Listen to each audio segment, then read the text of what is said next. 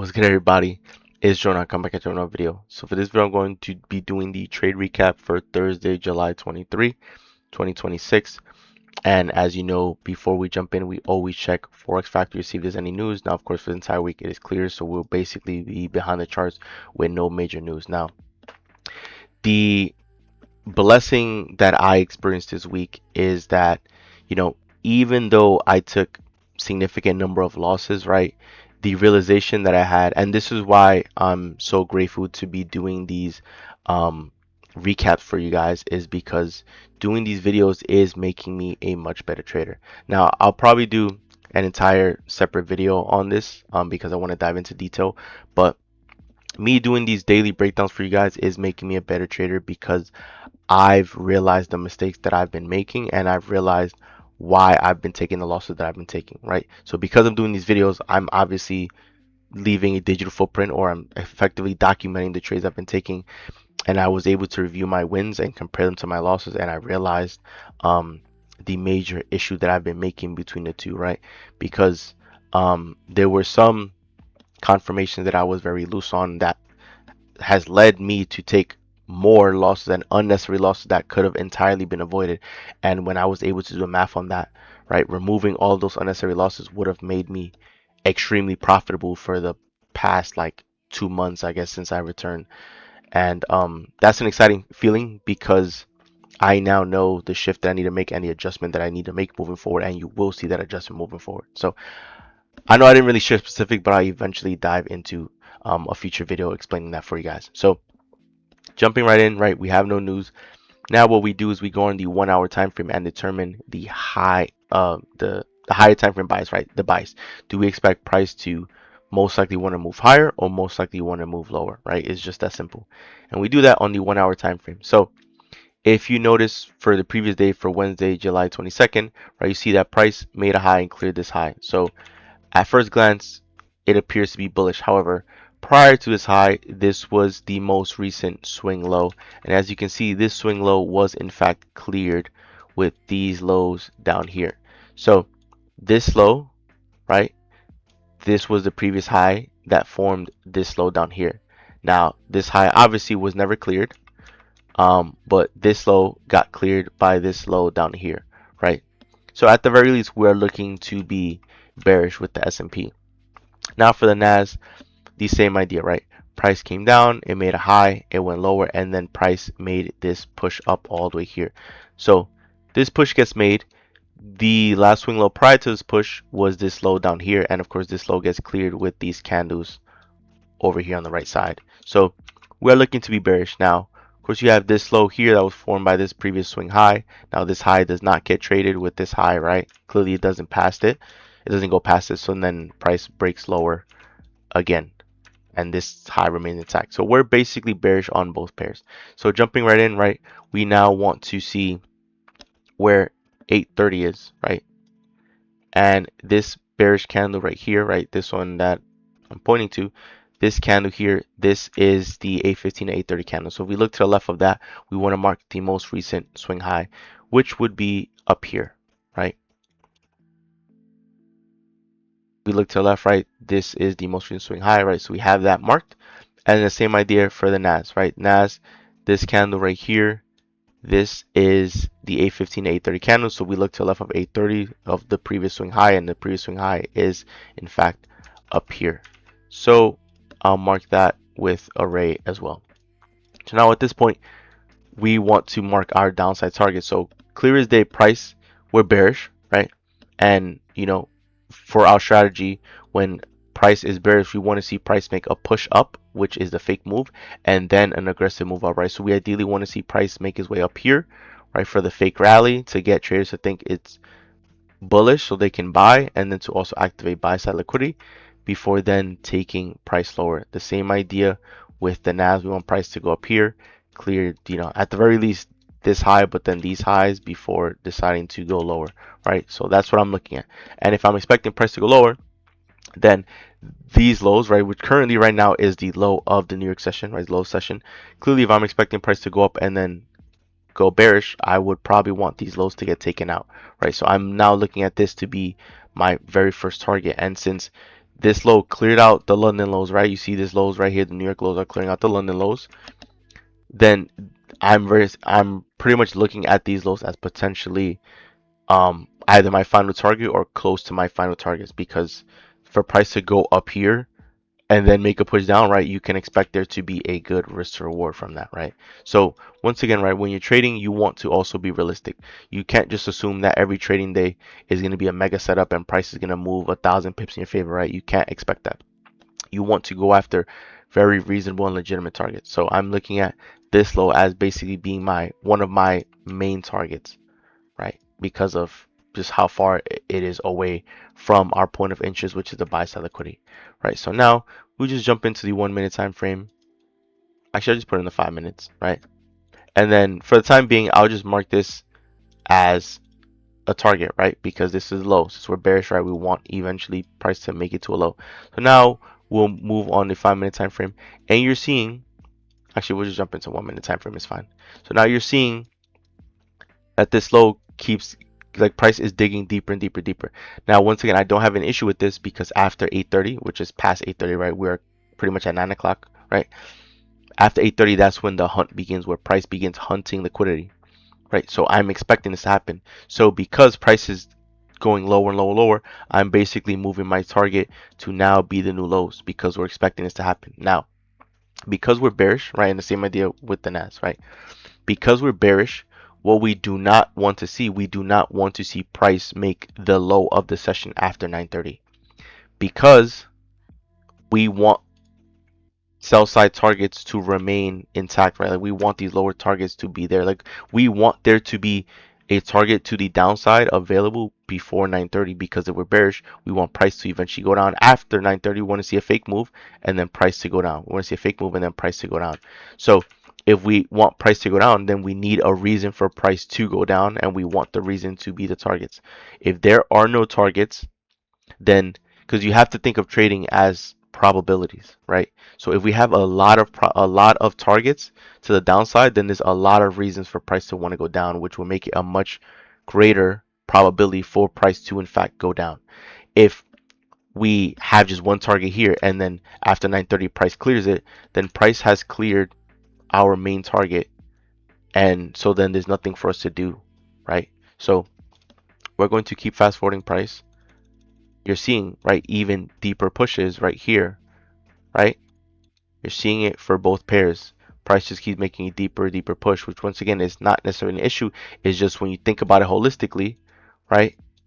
Let's just put on 2 minute time frame, right? If you think about it, the big picture, we're still waiting for price to come up here, right? Same idea for the NAS, right? We still want to see price reach our point of interest, which is our buy side liquidity, right? That's what we're waiting for price to get to. But if price is going further and further down, it becomes less likely for price to want to make a push up, because then it becomes a much more difficult push, right? So we continue fast forwarding a few more candles.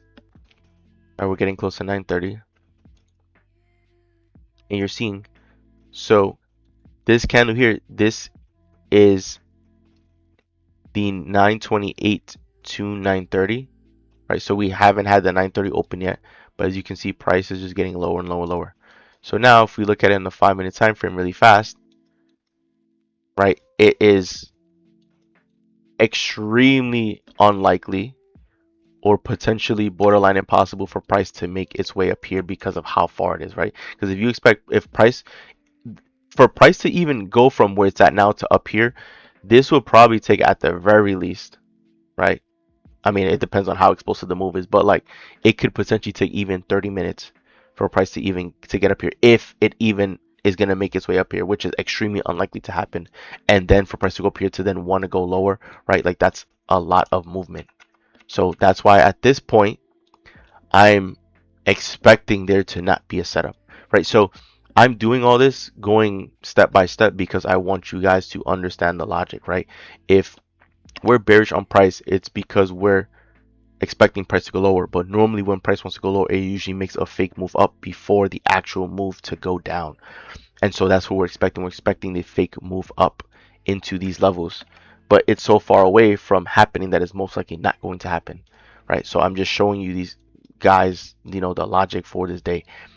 So then going into the next candle, now this bearish candle right here, this right here was the 930 open. As you can see with the 930 open, it cleared the liquidity and made the low of the day. So at this point, literally at the 930 open, I'm done, right? I basically closed my trading view. I'm done trading for the day. Obviously I didn't take a trade, but I'm basically done right at the open. And I'm done once again because I'm bearish on price. If I'm bearish on price and price at the opening candle, I understand there's going to be volatility, but you normally expect the 930 open to be the fake move. You would expect price to begin moving up to trick traders thinking it's bullish, right? But we expect it to not be the case. Same idea with the NAS, right? The NAS, as soon as it opens, right, there's volatility, of course, but it makes the low of the session, which we don't want to see, because then that means price cleared all of the immediate sell side targets, right? All the immediate sell side liquidity is cleared.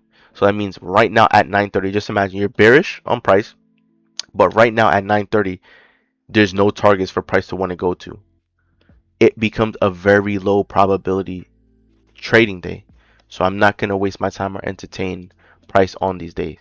Now, um, you know, obviously I don't take any trades, right? And if we just play it out and just see what price does, right? Price makes a push up before now, continuing on, and then it's gonna, you know, price will just continue, whatever, all that good stuff, right?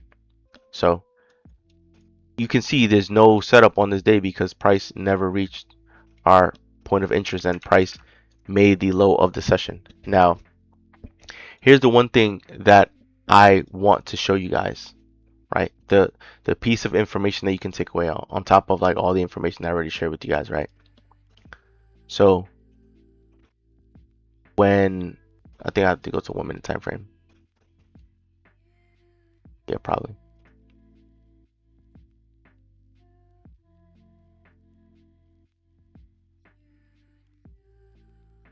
Okay.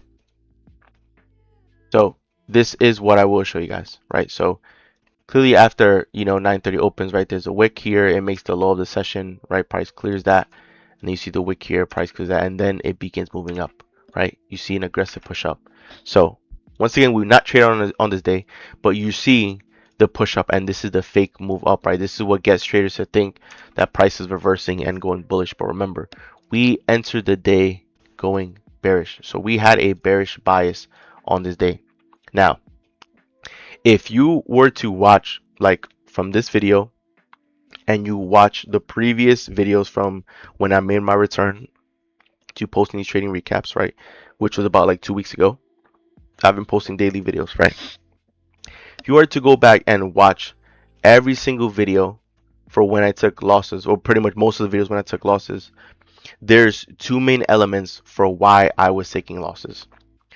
The first element is that many of those trades that I took on my losses, they did not factor in a break of structure. That is the first element, right? And the reason why a break of structure is important, because like in this case, right, price went up and then you see price begins reversing down, and then I would just jump in whenever I see fair value gaps, right? And you seeing that price came and tap into fair value gap, cool. So I would just enter on bearish fair value gaps if I'm bearish, or just bullish fair value gaps if I'm bullish. However, the problem with that is that it doesn't sift out those moments where price doesn't give a break of structure, because usually a break of structure is a signal that price wants to go in the opposite direction. But I was impulsively entering without a break of structure, and previously I used to really be like fixated on having the break of structure, but for some reason I omitted it because I thought that there were many opportunities that didn't require the break of structure. However, I noticed that it has led to many more losses because of that. So that is the first element that I was omitting, the break of structure. The second element that I was also omitting was the fact that when there is a break of structure, the fair value gap that gets formed to enter should be within that range. So for example, right, let me highlight it with this highlighter, right? So you can see this right here, this low is the previous low prior to the move up here, right? This was the last swing low. right? Because the candle to the left and the candle to the right of it were both higher. So now you can see that price does in fact break structure when it cleared this level here. Now, the gap has to be within this range. So I'll highlight it and make it purple or pink, I guess, right? When there's a break of structure that happens, you want to find a fair value gap that falls within that range from the low to the high. And we see clear as day a fair value gap right here, right? That is in this space. This is the only fair value gap that falls in the range because this fair value gap right here, as you can see, it is outside of the range. So if you were to take this trade, right? Once again, you wouldn't, but if you were to take a trade like this, the fair value gap has to fall within the range, which it does not. Now, the other important element that I was completely disregarding, and this on top of both, I mean, both of these ingredients are important, but the third element that I was completely disregarding that led to many losses was that I was not fully considering the displacement. Now, when we're talking about displacement, we are referring to rapid movement. Now, we can use the term displacement, but I prefer to use another term that I just thought about that I guess would also make just as much sense, but probably might be more clear in your mind. This idea of verticality. So when we're talking about displacement, we're talking about a rapid move. So you want to see, like, for example, you have this bullish candle, right? This was the last bullish candle, and then we see the bearish candle, right? This was the first bearish candle that formed, and then after this bearish candle that forms, look how many consecutive bearish candles form right after, right? You're seeing 1, 2, 3, 4, 5, 6, 7. Like, this is what we mean with displacement. Like, after, if we're bearish, right, after you see the push up and then you see the first bearish candle form, you want to see consecutive bearish candles form because that means that price is moving rapidly in the opposite direction. Because price is controlled by an algorithm, it is controlled by a machine, right? It is not controlled by bulls and bears. It is not controlled by buying and selling pressure. It is a machine that's moving price because you're going to quickly realize that a lot of the same elements will continue to appear over and over and over. So it can't be random. It can't be luck. It can't be people that are like competing to move the market. It's literally being controlled by an entity, right? And when the entity wants to push price in the opposite direction, it is going to give an aggressive move like this, right? Because liquidity got taken, right? You're seeing all these highs, right? These highs are all getting cleared, right? And then you're seeing where the price go into. Price went into this fair value gap, right? Price came up and tapped into a bearish fair value gap and then aggressively repelled from this area, and then it broke structure and left the fair value gap. But look how many consecutive bearish candles got formed right after. It's almost like price moved almost vertically after tapping that area, right? And that is another major element that I was disregarding that now is clear as day to me, because when I went back and looked at my losses, I saw that so many of my losses came, one, because there was never any structure break. So if there wasn't even a structure break, then that means price could have, been consolidating or slowly making its way down, but it's just retracing because it actually wants to continue higher, right? A structure break is a sign that price wants to begin reversing, hence the name break of structure, right? That it wants to begin moving in the opposite direction. And then when you have displacement like this, or my new term verticality, right, you're seeing that price is pretty much going straight down. And when price is going straight down, it is moving down so rapid that it leaves these gaps open. And so then price moves so far down, it left the gap open. Then it's like, oh wait, we need to go back and close this level and then continue going back in the same direction that we were doing, right? And those are three elements that is going to help not only make your trade a high probability setup, but also help sift out the opportunities that are not there. And so many of my losses, when I went back and reviewed it, so many of those losses occurred because I was taking trades that weren't actually opportunities. They appeared to be opportunities, but I lost them because they weren't in fact legitimate opportunities or high probability setups. The same idea for NAS, right? If we look at NAS, you're seeing this rally to the upside, right? Price after 9:30, clears these lows, then price aggressively starts moving up, right? Great. When price pushed up, where did it go? It cleared this level right here, right? Doesn't this look like equal highs, right? For a lot of traders, They look at this and what do they see? They see resistance, right? So they're expecting resistance to hold, and then price blasts through. So any traders that were selling, you right, like any traders that were selling at this level, it took a loss. And then where did price go up to? Oh, it just conveniently happens to go into the bearish fair value gap that got left open, right? Because this fair value gap right here, it got tapped into, right? You can see it. Price wicked it. This was the gap that was left open. Price came and tapped into it and respected it, because after it tapped it, what happened? You not only you see an aggressive move lower. Right now, where is prior to this high, where is the most recent swing low? Literally right here, right? Because the candle to the left and to the right of it are both higher. So I'll mark it with the highlighter so you see it. Right? This is the most recent swing low prior to this move up.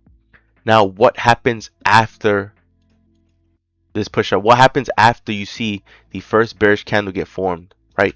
You're seeing 1, 2, 3, 4, 5, 6. You're seeing 6 consecutive bearish candles. After this first one gets formed, you're seeing 5 or 6 consecutive bearish candles right after.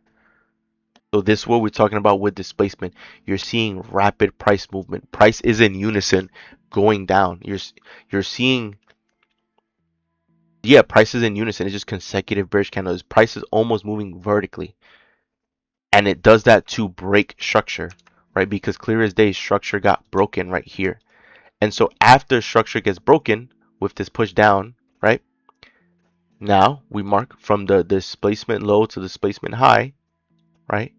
Do you see with this pink, right? Do you see any fair value gaps that were left in this space? Obviously you do, because there's one that is clear as day. This fair value gap right here. So you're seeing from the range, from the low, the swing low to the swing high, that made the last push up before price came down and broke structure. And it broke structure aggressively with displacement, with verticality, because you're seeing all of these bearish candles, right? That sign that price is rapidly moving down, that it wants to go down, right? It broke structure and wants to go down, and it left an obvious and a massive fair value gap. So in this case, right, you're seeing the elements to make this an even greater high probability setup, because not only do you have another confirmation with this bearish fair value gap that's being respected, right, like this gap that was formed previously. So price went up for a reason, then price rejected it, and it rejected it with momentum. It broke structure and it left a gap in this space. You now have all the reasons to take an entry for a sell. And then if you took a sell, right, you would have your stop loss above the high. Me personally, I'll put my stop loss above the high. And then you would take price lower. So at the very least, you know, because here's the thing. Price 949.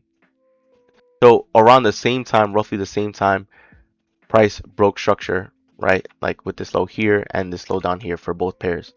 And the only gap that the S&P formed is the gap up here within that range, whereas the NAS, it formed a gap that's lower. So if we thought of this from a probability standpoint, which is more probable for price to reach? The gap that's near the middle or the gap at the very top, right? Of course, it's more probable for price to reach this gap here.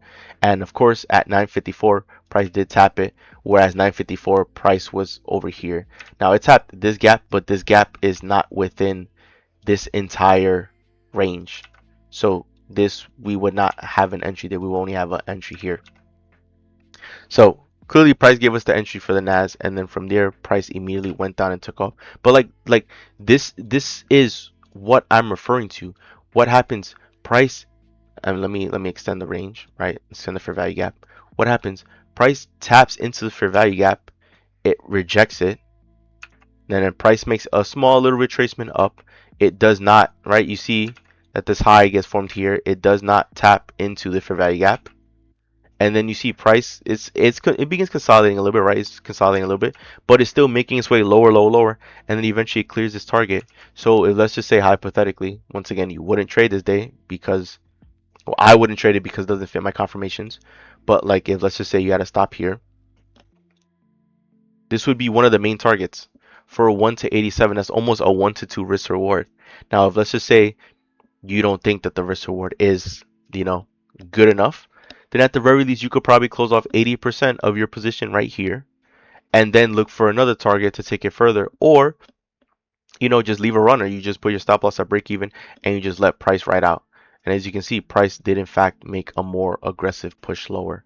So then you could have like rolled your stop loss or found another target, right? If we look to the left, I mean, you guys get the whole process, right? You look to the left, you find if there's any other targets, right? There's lower targets down here, maybe a fair value gap, you could probably find it, or if you want, you could just make it anytime price makes a new low, which it made a new low here, new low here, new low here, right? You could continue taking partial on the way. So you can get creative on how you decide to take partials, however you want to manage a position. But the reason why I'm showing you all this is because even though this opportunity didn't fit our confirmation because price never came up here and cleared the buy side liquidity for either side, for either pair, right? This right here that I just showed you for the NAS, this is what I'm going to be looking for moving forward, because I was taking so many losses because one, many of the trades were not breaking structure.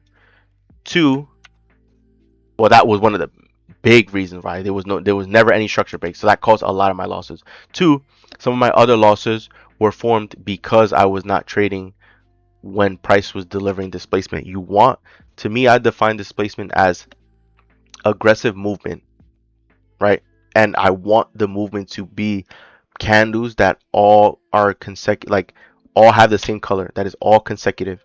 So if I want price to break up bullish, I want to see consecutive bullish candles over and over and over. Now, if price leaves a doji, which is just an indecision candle, like it doesn't have a color, then to me that's a neutral candle, so that's fine. But I don't want to see a a black candle and then a gold candle and then a black candle and then a gold, and like I don't want to see that, because then that's not displacement, that's price hovering around or like retracing. So if price gave me like a black candle, then a gold candle, then a black, then a gold, and then it broke structure, in my opinion that would not count as displacement, because it's not aggressive movement, it's not like almost vertical movement. I want to see vertical movement, and price gave us just that, and it left a fair value gap, right? Price left a fair value gap within the displacement range of this low to this high, right? It left an obvious gap, and then price tapped it, and then shortly after tapping it, you can see price immediately began going lower. So I share this example with you guys because this is what you want to be looking for in price moving forward. You want to see these elements. Now, if let's just say hypothetically price came up and cleared out liquidity, then this would be exactly what we're looking for our entry model. Because when you have these strict rules in place, you are going to filter out so many trades that are non-trades. So many things that previously you would think were opportunities are no longer opportunities, and I promise you is going to protect your account. Even if it means that you are trading way less frequently, the trades that you do take are much likely going to be winners. And I think for most people, they would prefer to have many more winning trades that end up truly paying out compared to having a winner, a loser, a loser, a winner, right? Like you don't, like I don't think anyone wants to consistently lose in the markets, right? And I'm sure like if you want to win, you would prefer your winning trade to be high probability setup that also delivers. Whereas like price taps your entry, and then immediately after tapping your entry, it starts moving in the intended direction and starts clearing these lows, and then you get to ride the wave in price, right? That means that all the elements have come together and you're trading on the right side of the market because you're also trading in alignment with the trend. And that is what you're going to want to look for. Those are the elements to a high probability setup. So even though there was no trade on this day, I hope you guys found value from this video because I'm breaking down for you guys the sauce. And if you look at my winners for the past 2 weeks, you realize that even though I didn't really factor in the displacement or the break of structure, my winners had that. And my winners, the ones that would tap the entry and then immediately just go in my favor, it's because those trades had that, right? And that's what I looked at, right? Me recording these videos for you guys, I was able to document my trades. And I'm like, okay, why did I lose my trades? And I realized that my losing trades 90% to 95% of them didn't have these three elements that are extremely important, which explains why I lost. And then my winners had all of these elements. It's just I wasn't fully aware. I wasn't fully incorporating them, but they just happened to have the elements, which is why they ended up winning. So I realized like, okay, if me having this eliminates 90% of my losers and it ensures my winners are pretty much going to be winners, then that'll make me an extremely profitable trader. And then we can just take off from there, right? So that wraps up the video. If you enjoyed the video, do leave a like and subscribe as we're on the road to 1 million subscriber, guys. So once again, it's Joel, and I'm out. I'll see you guys for the next video.